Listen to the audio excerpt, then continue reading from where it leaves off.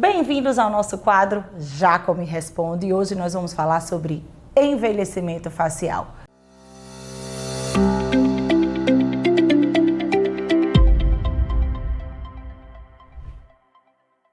Doutor, o meu rosto está derretendo. O que devo fazer? Qual o primeiro passo que devo tomar? Com a palavra, Alexandre Jaco, me explica pra gente como é que acontece o envelhecimento, quais são os primeiros sinais? Eu acho que o principal é o paciente entender esse mecanismo, né? Eu acho que não cabe mais hoje você não explicar para o paciente detalhadamente o que está acontecendo. O paciente precisa entender e precisa fazer sentido para ele o que você está propondo de tratamento. Então, o envelhecimento facial, ele, digamos, tem alguns saltos, né? Eu sempre gosto de dividir por décadas, né? Então, a 30ª década, 30 anos, e aos 30, nós estamos no auge da nossa beleza. Inclusive, acho que podemos colocar aqui aquela imagem que representa... Sim, então, né, essa imagem que nosso editor está colocando aqui atrás, né, ela mostra o quê? Ela mostra os depósitos de gordura bem posicionados, com volume adequado.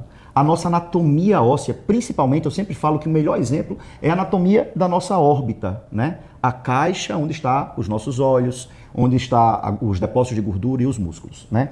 Então, tudo isso tem um formato específico. À medida que nós vamos passando as décadas, ou seja, aos 40 anos... Quer dizer que até a caixa óssea envelhece? A minha órbita? Explica isso aí para a galera. O osso vai sofrendo processos de reabsorção e remodelamento, certo? Eu sempre, quando eu vou explicar isso para os meus pacientes, o que é que eu sempre pergunto assim? Imaginem a pessoa mais senil, a pessoa mais velha que você conhece. Vamos lá. Feche o olho e imagine essa pessoa. Eu vou descrever essa pessoa para você. É uma pessoa magrinha, na maioria das vezes. Na grande maioria das com vezes. Com o olho bem fundo. Bem fundo, escuro. Os lábios bem finos. Bem finos. Códigos de barra bem marcados.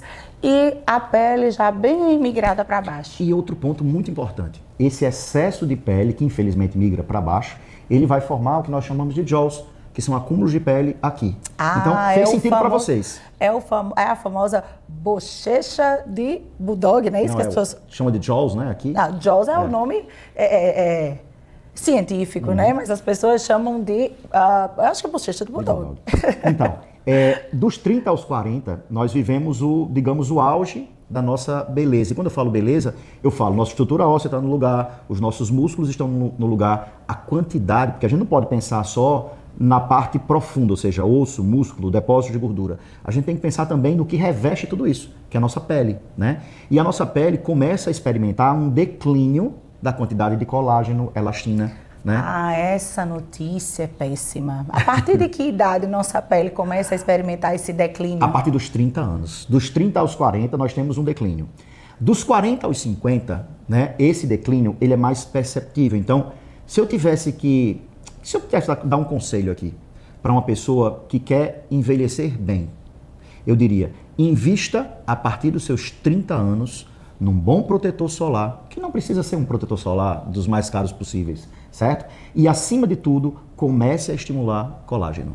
Por quê? Esse colágeno vai fazer com que a pele, que é essa parte superficial, aparente menos sinais de envelhecimento antes da hora.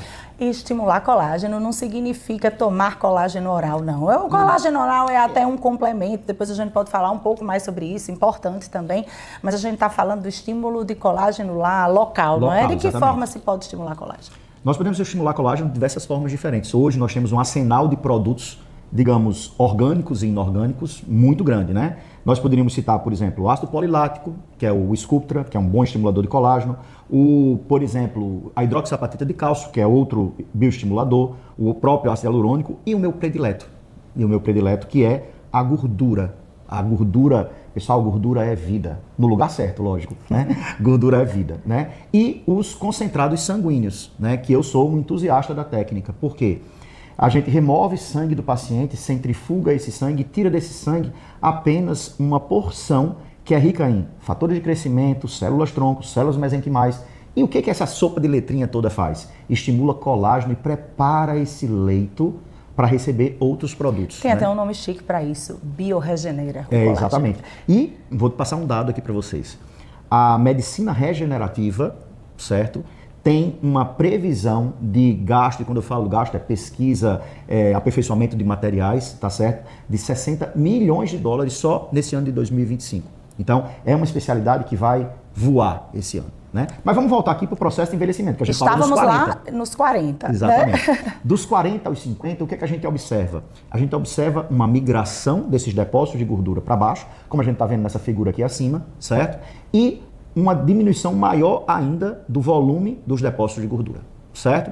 Dos 50 aos 60 anos, a gente vai ter, como também nessa figura aqui, ó, um acúmulo, uma diminuição maior ainda desses depósitos de gordura e um acúmulo aqui, ó, desses bulldogs aqui, desses jaws. Então por isso que acumula aqui também, né? Muitas Exatamente. vezes essa pele migra, a pele e a gordura migra e é o que forma o bigode chinês. Exatamente, né? Então, o que é que nós podemos fazer nessas duas faixas etárias, dos 30 aos 40, dos 40 aos 50, certo?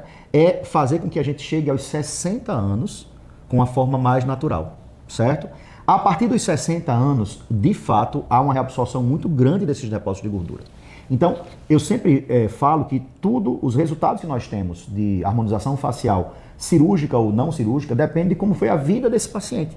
Se foi um paciente que teve uma dieta regrada, hábitos regrados, né? Não bebeu, não fumou, não se expôs tanto ao sol, tá certo? Mas mesmo esses pacientes que têm todos esses cuidados, 60 anos, eu sempre falo que é o marco da cirurgia, né? E para você também não pensar que a cirurgia só está indicada para esses pacientes, eu tenho pacientes na faixa etária dos 40 anos que já realizaram liftings e mini liftings faciais para evitar essa mudança tão abrupta. Né? Que eu acho até que esse é um outro conteúdo, mas durante muito tempo houve um estigma muito grande, né, sobre a cirurgia, as pessoas tinham medo de ficar muito esticadas e Alexandre pode falar um pouco mais sobre isso depois, mas antigamente os vetores que se utilizavam eram vetores dessa forma, por isso que as pessoas ficavam tão orientais, né, e hoje em dia o vetor que se utiliza são vetores ascendentes, né, e uma coisa muito importante da gente desmistificar aqui, já que a gente está falando de estímulo de colágeno, que é o tema principal do vídeo que a gente entrou na cirurgia,